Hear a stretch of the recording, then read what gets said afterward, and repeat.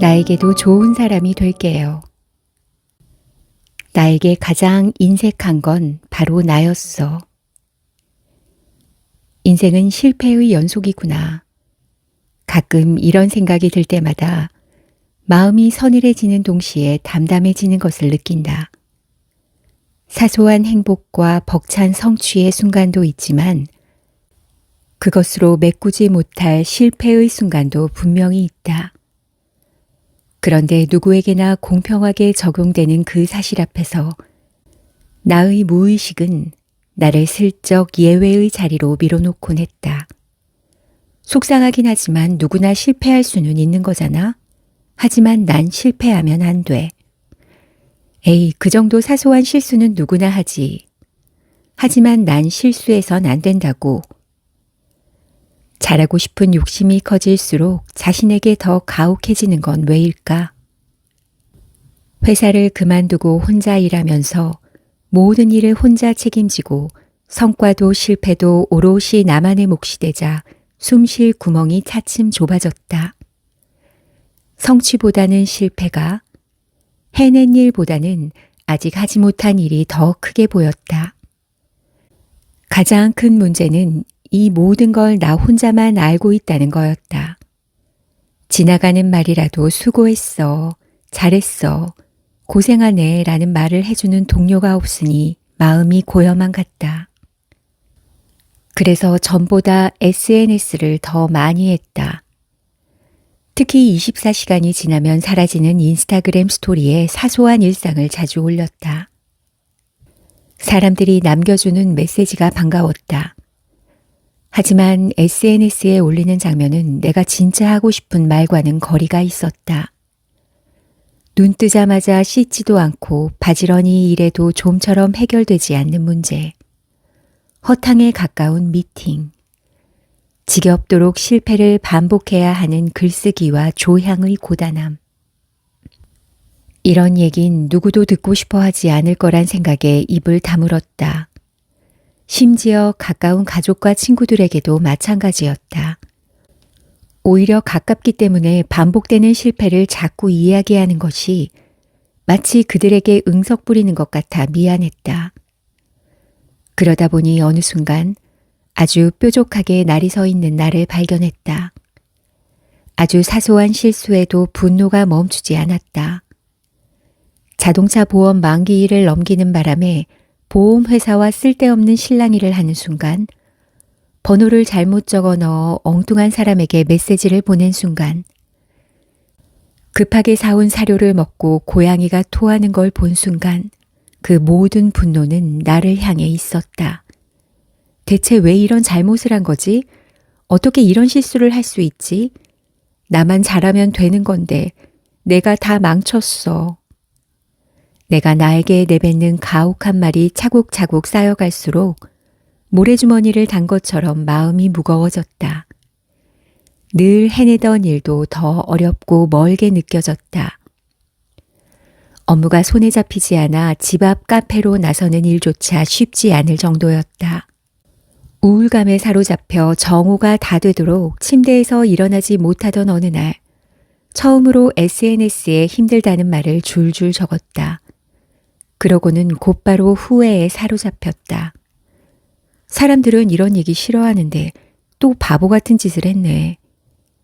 시계를 보니 더 이상 축 처져 있을 여유도 없었다. 때마침 핸드폰이 울리며 일에 관한 메시지가 도착했고 자리에서 몸을 일으켰다. 더 열심히 하면 뭐든 나아질 거야. 축 처져 있을 시간 없어. 그런 생각을 하며 마음을 다잡으려고 애쓰고 있었는데 한창 업무 관련해서 대화를 나누던 메신저 창에 커피와 케이크 기프티콘이 도착했다. 대표님, 인스타그램 봤어요. 혼자서 이만큼 하시는 거 진짜 대단해요. 힘드시겠지만 이걸로 당 충전도 하고 나가서 산책도 하고 오세요. 응원해요. 힘내세요. 감사의 답장을 보냈는데 왜 그렇게 눈물이 나던지. 그동안 내 발목에 매달려 있던 모래주머니가 떨어져 나가는 듯한 기분이 갑자기 뭐든 해낼 수 있을 것 같은 기분이 들었다. 아무리 애써도 주저앉아만 있던 마음인데 누군가 손을 내밀어주니 언제 그랬냐는 듯이 이렇게 거뜬히 일어설 수 있다니. 타인으로부터 이렇게 순수한 응원을 받는 장면은 상상도 못했다. 그제야 깨달았다. 내 선택지에는 타인에게 도움을 요청한다는 항목 자체가 없었구나. 한심해 보이거나 약해 보일까봐, 응석이나 넋두리처럼 여겨질까봐 타인에게는 물론이고 나 자신에게도 손 내밀어 달라고 말하지 못하는 사람으로 살았구나. 내 마음이 힘드니까 도와달라고 요청할 줄 아는 것도 용기가 필요한 일이다.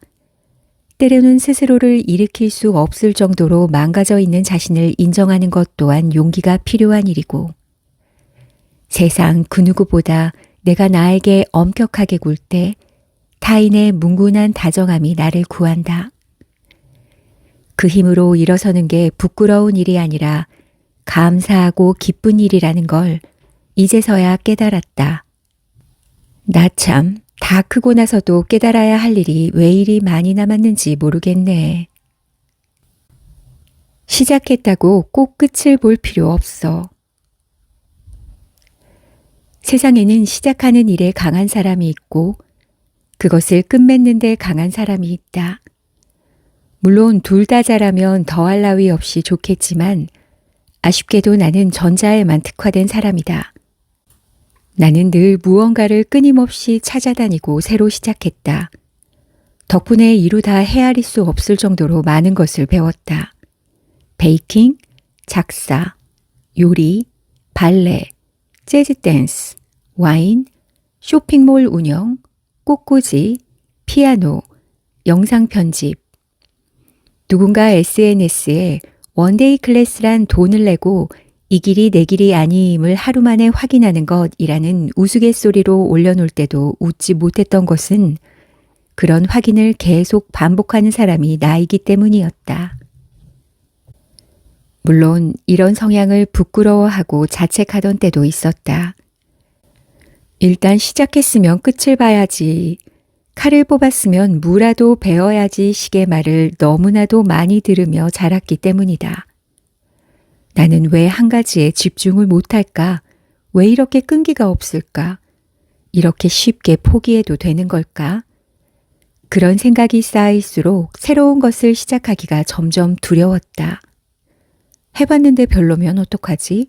생각만큼 잘 되지 않으면 어쩌지? 이게 진짜 필요할까? 그냥 시작하지 않는 게 나을까? 소심해지고 겁이 많아질수록 세상의 수많은 고정관념이 나를 더 단단하게 붙들었다. 그런데 곰곰이 생각해 보니 좀 이상했다. 시작한다고 꼭 끝을 봐야 한다는 법이 있는 걸까? 칼을 뽑았다고 해서 쓸데없는 무를 썰어서 뭐하나. 그냥 칼을 고이 보관했다 다른 데 쓰는 게 더 효율적이지 않을까? 인생이란 머릿속에서 이루어지는 게 아니기 때문에 직접 몸으로 부딪히며 경험해봐야만 깨닫게 되는 것이 많다. 지금 이렇게 글을 쓰고 있지만 대학 시절 나의 장래 희망은 금융업 종사자였다. 증권회사에 합격한 나는 출근한 지 열흘 만에 깨달았다. 아, 여기는 내 길이 아니구나. 생각해보니 맞지 않는 걸 깨닫고 재빠르게 포기를 하지 않은 나 자신을 칭찬하고 싶다. 그러니 나 자신을 비롯한 누구라도 시작했으면 끝을 좀 봐라. 뭐하러 그런 걸 하냐 식의 핀잔 섞인 말 앞에서 좀 더 당당해졌으면 좋겠다. 시작이란 씨앗 같은 거니까. 싹이 나는 것도 있고 아닌 것도 있다. 싹이 튼 이후에 튼튼하게 자라는 것이 있는가 하면 금방 시드는 것도 있고 꽃이 피는 것도 있고 사시사철 푸른 것도 있다. 그건 씨앗을 심어서 자란 후에야 알 수 있다. 심지 않으면 아예 모르는 거고. 나는 늘 하나의 씨앗에 집중해서 한 그루의 크고 튼튼한 나무를 끈기 있게 키워내는 사람을 부러워했다. 푸릇푸릇한 잎사귀 같은 성과와 거대한 그늘의 안정성 같은 것을. 하지만 이제는 안다. 나는 다양한 식물이 피고 지면서 시시때때로 얼굴을 바꾸는 작은 밭을 가꾸는 게 어울리는 사람이라는 걸. 누군가에게는 무성한 정글이, 또 누군가에게는 같은 종류의 식물을 빽빽하게 심어둔 텃밭이 어울리는 것처럼. 물론 새로운 씨앗을 심을 때마다 여전히 걱정한다. 싹을 틔울 수 있을지, 이 씨앗을 심는데 시간과 체력과 마음을 너무 소모해버리는 것은 아닌지. 나이 들수록 인생의 유한성이 커다랗게 다가오고 이제는 늦은 것 같다는 생각은 익숙한 돌부리처럼 나를 넘어뜨린다. 하지만 김현수 작가가 청춘의 문장들에서 나는 삶을 추측하는 일을 그만뒀다. 삶이란 추측되지 않았다. 그냥 일어날 뿐이다 라고 말했던 것처럼 이제는 무언가를 시작하고 계획을 세워가며 몰두할 때 결과를 추측하려 하지 않는다. 인생은 무작위 상황의 연속이니 예기치 못한 성공과 실패에 설레이기도 하고 가슴 아프기도 하는 법이다. 그렇기에 무엇도 방패가 되어주지 못하는 이 삶에서 나는 시작하는 걸 잘하는 성향에 맞게 끊임없이 새로운 씨앗을 심고 키워보려 한다. 오늘 시작한 것이 어디까지 갈 수 있는지 계산하고 걱정하는 것이 아니라 오직 그걸 하는 나 자신을 믿어가면서